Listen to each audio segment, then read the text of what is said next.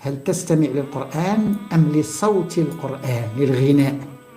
هل تسمع للقرآن، لكلمات القرآن، لمعاني القرآن، لأحكام القرآن، أم تستمع للصوت؟ الناس يستمعون للصوت فقط، لا أحد يحاول أن يفهم القرآن، لا أحد.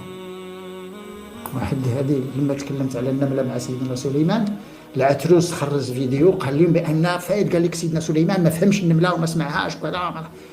أنا لم أقل كذا، قلت الطريقة التي تواصل بها سيدنا سليمان مع النملة هي كهنوت.